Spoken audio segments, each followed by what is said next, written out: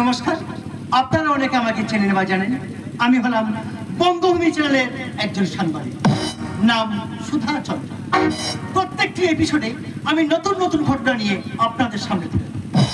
আজকের যে ঘটনাটি আমি আপনাদের সামনে তুলে ধরতে চলেছি, ঘটনাটি হলো একটা সত্য, চরম, বাস্তবিক ঘটনা, যেটা দেখলে না আপনারা আতঙ্কে শিউরে উঠবে।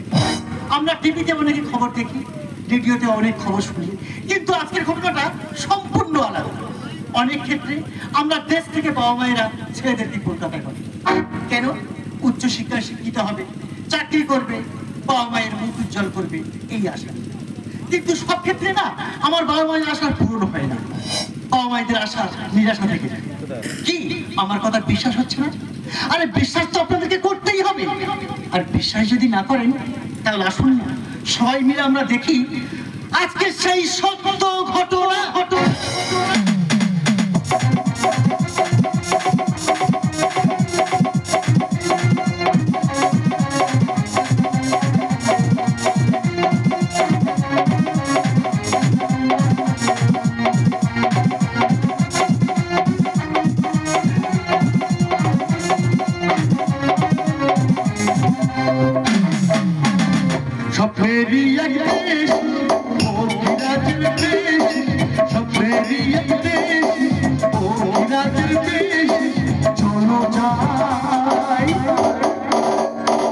খুশির সীমানা সুখের সীমানা, চলো যাই খুশির সীমানা, সুখের সীমানা। স্বপ্নেরই এক দেশ, ও বিরাটের বেশ, স্বপ্নেরই এক দেশ, ও বিরাটের বেশ, চলো যাই খুশির সীমানা, যেখানে সুখের সীমানা, চলো যাই খুশির সীমানা, যেখানে সুখের সীমানা।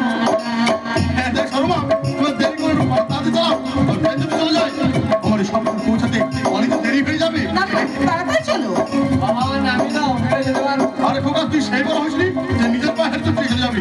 তুই ভাবছিস কলকাতার কোনো নামে দামি কলেজে পড়ছি বলে তুই বড় হয়ে গেছিস? আরে খোকা না, তুই এখন বাচ্চা, এখন বাচ্চাই আছিস। তুই আমাদের বড়দের মাঝখানে একদম কথা বলবি না। তুই যে ছোট সেই ছোট আছে, কিন্তু শোনো না, তোমার তো কষ্ট হচ্ছে, তুমি খোকাকে একটু আমার করে দাও। আরে না না, আমার কাছে ছেলে থাকবে, এটা কোনো কষ্ট হলো? আর শোন খোকা, তুই কিন্তু স্বপ্ন পূরণ করতে আসছিস কলকাতাতে, আর স্বপ্ন পূরণ করে তবে কিন্তু তুই ঘরে ফিরবি। শোন খোকা, তুই একটা কথা ভালো করে মনে রাখ, তুই যা যা খেতে ভালোবাসিস আমি সব কিছু দিয়ে দিয়েছি। ছোলা ভাজা, বাঁধা ভাজা, মটর ভাজা, নাড়ু, তবে একটা খাস না, সব বন্ধু বান্ধবকে দিয়ে খাস কিন্তু। তবে কলকাতা সব থেকে বড় কলেজে পড়াচ্ছি, ভালো করে লেখাপড়া করতে হবে কিন্তু। আর সাইডে যেমন তাই শুনবি। আর সমস্ত দেরি করো, পারো তাতে যাও, ট্রেন যদি চলে যায় আমার স্বপ্ন পৌঁছাতে কলেজে দেরি হয়ে যাবে। না না, আমি দেরি করবো না, এখন তাড়াতাড়ি চলো ওই স্টেশনে।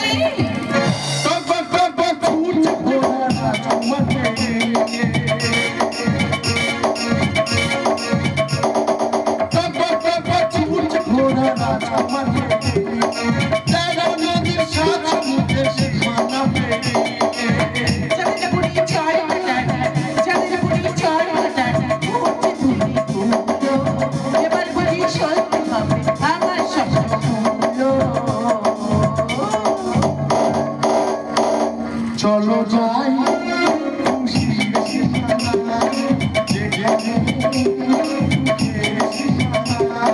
চলো যাই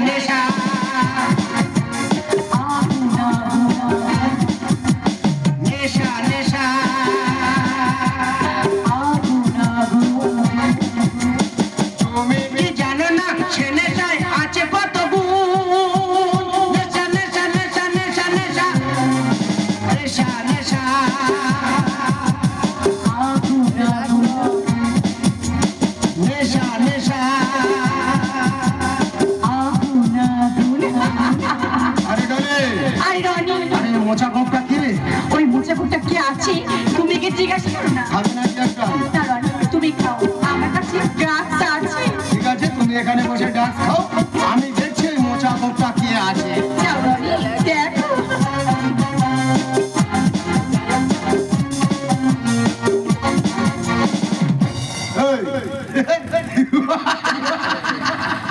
আমি তোর দাদা হই,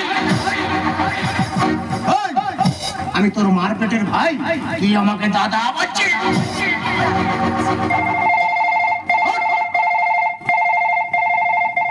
হ্যালো, হ্যালো খোকা, কেমন আছিস বাবা? ভালো আছি বাবা। খোকা আমি চলছি কেন বাবা? কলেজে প্রিন্সিপাল আছে বাবা। তাই বুঝি? শোন খোকা, প্রিন্সিপাল কিন্তু গুরুজন মানুষ, উনি যেভাবে বলবে তুই কিন্তু ঠিক সেইভাবে লেখাপড়া করবি। হ্যাঁ আর শোন বাবা। খোকা, শোন না, তুই কিন্তু একদম ফাঁকি মারবি না, ঠিক আছে? আমি তাহলে পরে ফোন করবো, হ্যাঁ বাবা। রাখি খোকা, টাটা। কে তোর বাবা ফোন করেছে? হ্যাঁ বাবা। দেশ থেকে এসছিস, বাবা মা তো ফোন করবে, বিরাট চিন্তায় আছে, তুই ভালো কলেজে পড়ছিস, নেশা ভাম করিস, প্রেম টেম করিস?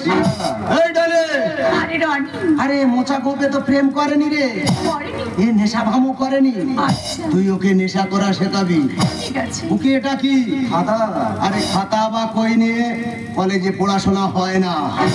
দেশ থেকে এসছিস, বাবা মার মুখ উজ্জ্বল করবি, এলাকার লোক ভালো বলবে, বারে বারে তুই আমাকে দাদা বলবি না। এই! এই কলেজের প্রিন্সিপালও আমাদের দেখে ভয় পায়, কেন জানিস? আমরা হচ্ছে সিনিয়র সিনিয়র। তুই আমাকে বারে বারে দাদা বলবি না।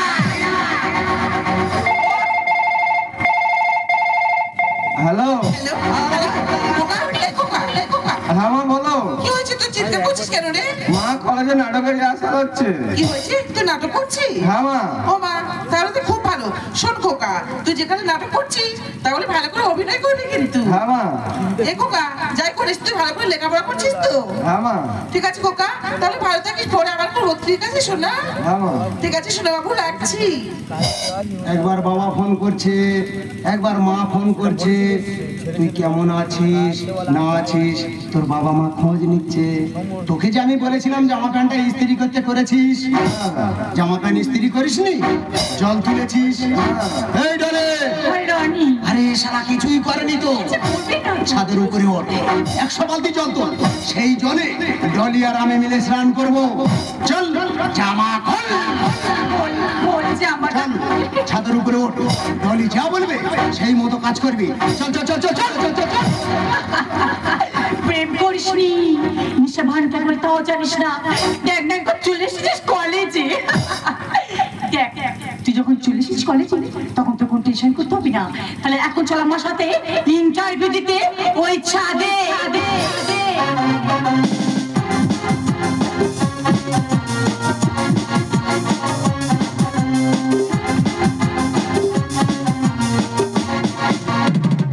আপনার একটা আসলে স্বপ্ন, আমার স্বপ্ন ফোন করে ঘরে ফিরছে, আমাদের কেন হচ্ছে আমি কাউকে প্রবলেম পাচ্ছি না। আর প্রত্যেক বাড়িতে বলে এসেছি আজ দুপুরে আমার বাড়িতে খাওয়া দাওয়া হবে, কারণ আমার একটা মাত্র ছেলে সে আজ ঘরে ফিরছে, আমাদের কি আনন্দ হচ্ছে আমি কাউকে বলে বোঝাতেই পারছি না। না, আর সময় নষ্ট করলে হবে না, এখন আমার অনেক কাজ। সরমা গেল কোথায়? সরমা, এক্ষুনি পারি না বাবা। সরমা, সরমা। কি হয়েছে বলো তো? তুমি চিৎকার করে পুরো সাড়ে বাড়ি মাথায় করে তুলেছো। আর তোমার তো কোনো চিন্তা নেই, তোর কোনো চিন্তা নেই। না।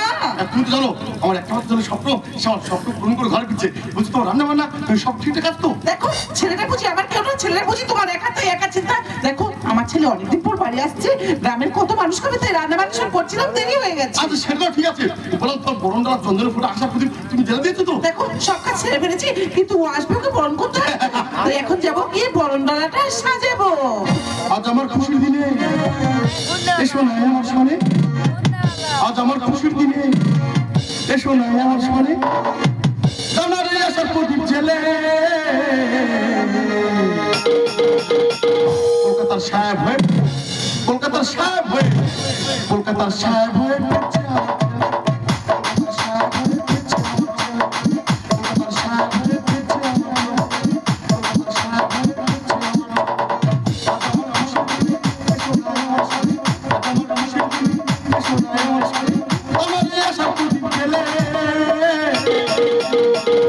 কলকাতার সাহেব হয়ে, কলকাতার সাহেব হয়ে, কলকাতার সাহেব হয়ে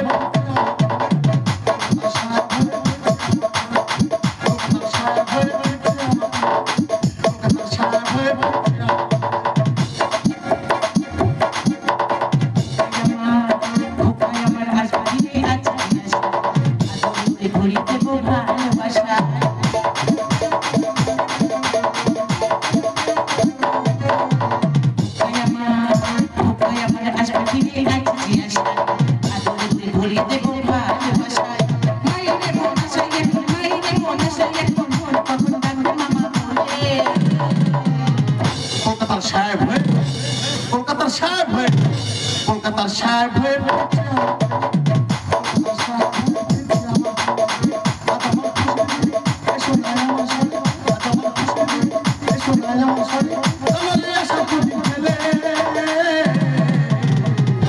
কলকাতার সাহেব হয়ে কলকাতার সাহেব হয়ে কলকাতার সাহেব হয়ে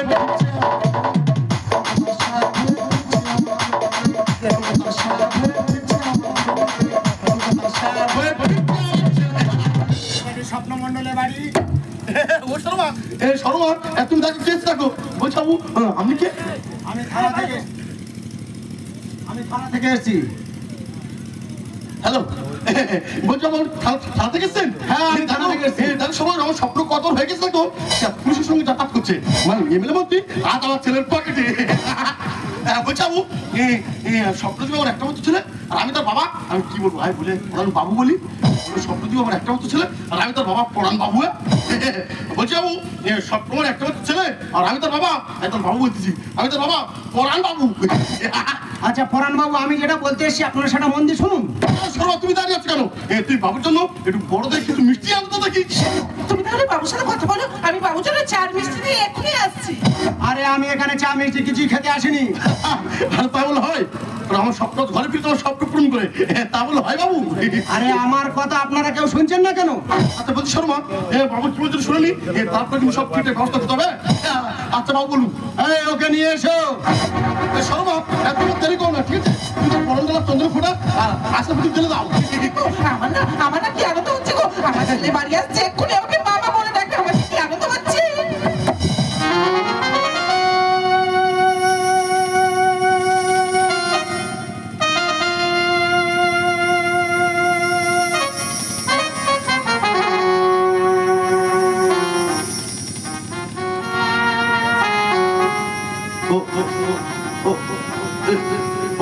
ও বাবু, কাকে নিয়ে এলেন? ও বাবু, আপনি চুপ করেছেন কেন? বলেন না বাবু, আপনি কাকে নিয়ে এলেন? স্যার, আপনি কাকে এনেছেন স্যার? আপনি কে এনেছেন? নিয়ে যান স্যার, আপনি এখান থেকে নিয়ে যান। না হলে আমার ছেলে যদি এসে দেখে না তাহলে খুব রাগ করবে। নিয়ে যান স্যার, আপনি এখান থেকে নিয়ে যান। এই হলো আপনাদের একমাত্র ছেলে স্বপ্নমণ্ডল।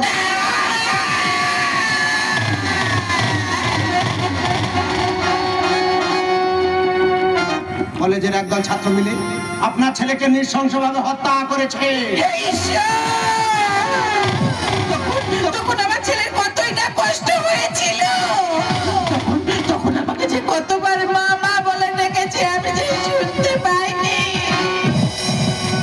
চিন্তা করবেন না, এর বিচার নিশ্চয়ই হবে। বিচার, এই দেখো বিচার।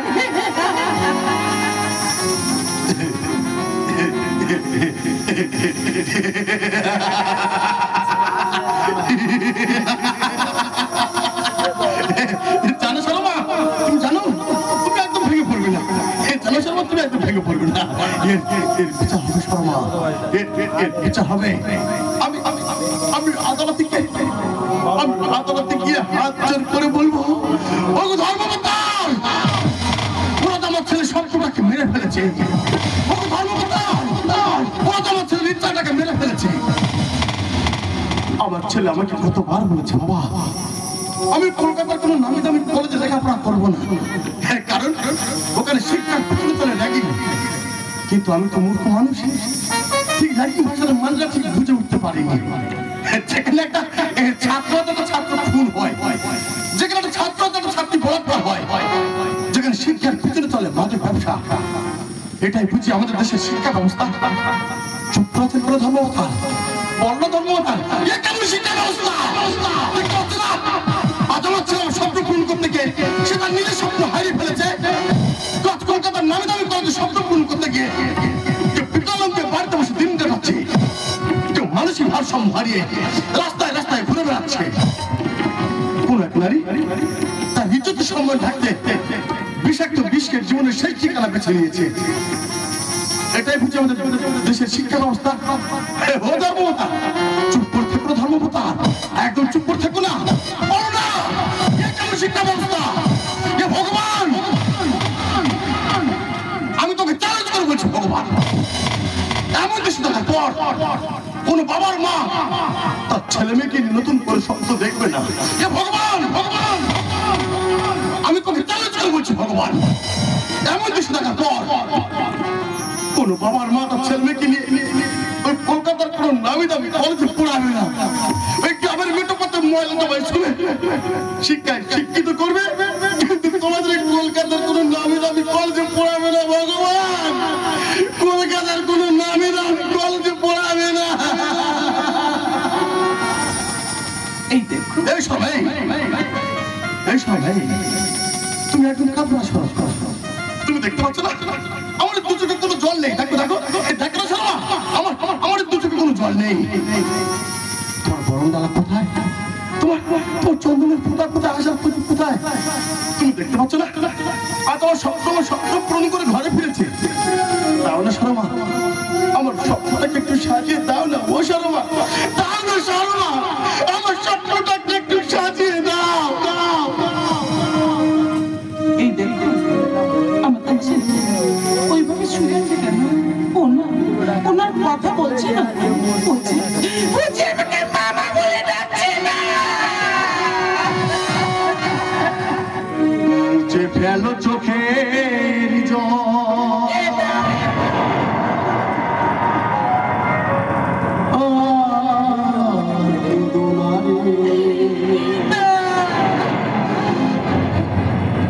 নতুন করে সাজিয়ে দাও, খোকায় ঘরে নতুন করে সাজিয়ে দাও, খোকায় ঘরে মুছে ফেলো চোখের জল।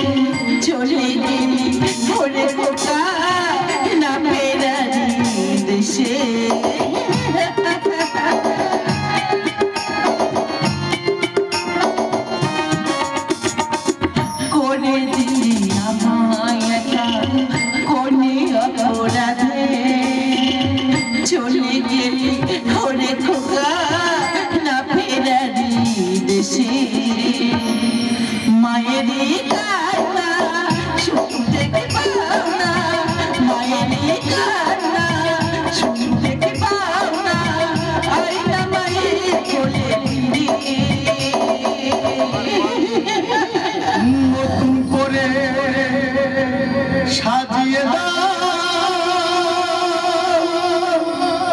খোকা এলো ঘরে, নতুন করে সাজিয়ে দাও, খোকা এলো ঘরে, খোকা রে।